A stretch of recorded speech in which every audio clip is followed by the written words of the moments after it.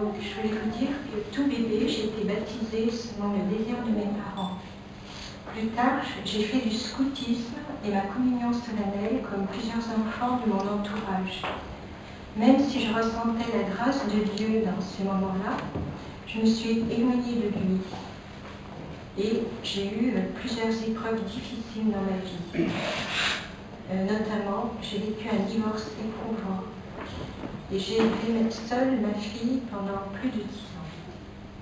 J'ai plusieurs fois imploré le secours de Dieu. Et chaque fois, il m'a aidée, il m'a secourue, il m'a portée, il m'a consolée, il m'a guidée. Souvent, je cherchais sa présence dans la nature, dans la belle nature qu'il a créée, en faisant de nombreuses randonnées ou en escaladant les montagnes. Mais c'est un soir, chez moi, en étudiant les cours bibliques, que Dieu, par son Saint-Esprit, a parlé directement à mon cœur, en me rappelant la force de son amour par son pardon. Avant ce jour, je priais régulièrement, mais un sentiment de culpabilité demeurait en moi, car j'avais conscience de ma nature pécheresse. Cela me procurait souvent des périodes de déprime. Mais à partir de ce soir de novembre 2011, j'ai vraiment pris conscience que Dieu avait envoyé son Fils unique sur terre pour venir porter à notre place tout le poids de nos péchés. Et qu'après la mort de Jésus-Christ sur la croix, son esprit agissait maintenant dans nos cœurs pour nous permettre de naître à notre vraie nature spirituelle. J'ai alors senti une paix, une douceur profonde en moi et le bonheur d'être enfin sur la bonne voie. Par la grâce de Dieu, j'ai pu alors trouver une solution à un problème de travail lié à un problème de dos. Cette paix, cette joie ne m'ont alors plus ou peu quittée. Je sais aujourd'hui que les épreuves que nous avons dans la vie sont faites pour nous faire grandir, pour nous fortifier et pour nous permettre de mieux comprendre les personnes qui ont les mêmes difficultés. Mon cœur est chaque jour plus reconnaissant pour notre Créateur. Et je voudrais vous lire maintenant un passage biblique qui m'a particulièrement plu. C'est dans Tite, chapitre 3, versets 4 à 7. Mais lorsque Dieu, notre Sauveur, a manifesté sa bonté et son amour pour les êtres humains, il nous a sauvés non point parce que nous aurions accompli des actions justes, mais parce qu'il a eu pitié de nous. Il nous a sauvés et fait naître à une vie nouvelle au travers de l'eau du baptême et par le Saint-Esprit. Car Dieu a répandu avec abondance le Saint-Esprit sur nous par Jésus-Christ, notre Sauveur. Ainsi, par sa grâce, il nous rend justes à ses yeux et nous permet de recevoir la vie éternelle que nous espérons.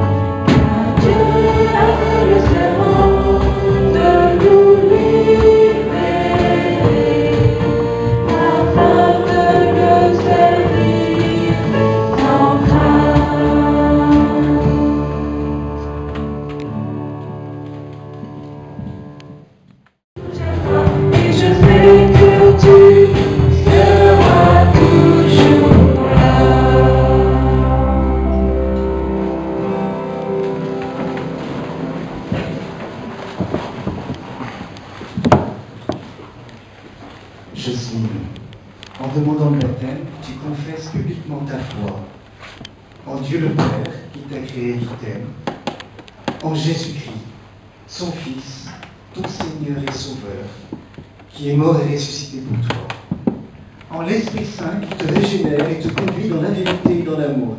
Est-ce bien là ce que tu crois? Oui.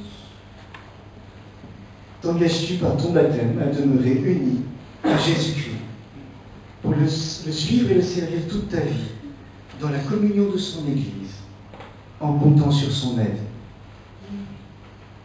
Sur ta profession de foi, je te baptise au nom du Père, du Fils et du Saint-Esprit.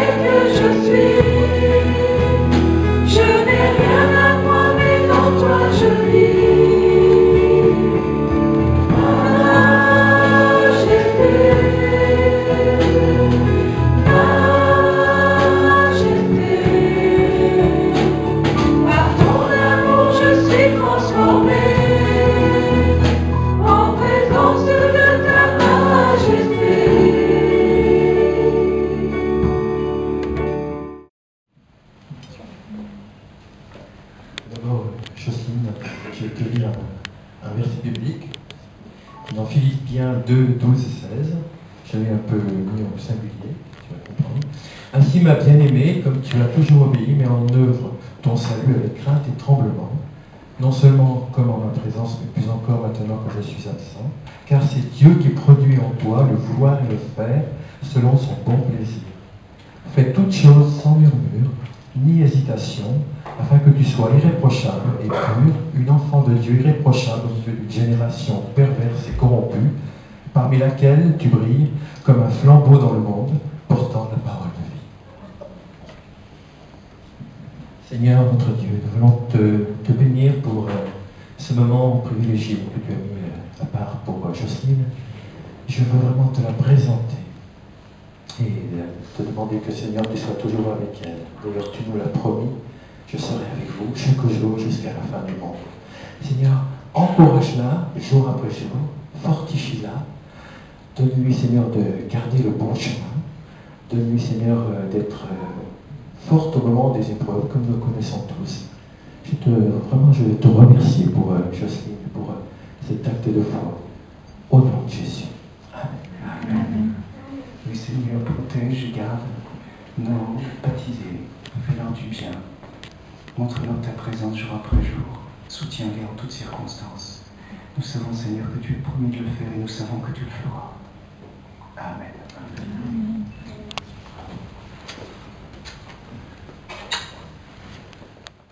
Votre vie sur le fondement de votre foi très sainte. Priez par le Saint-Esprit.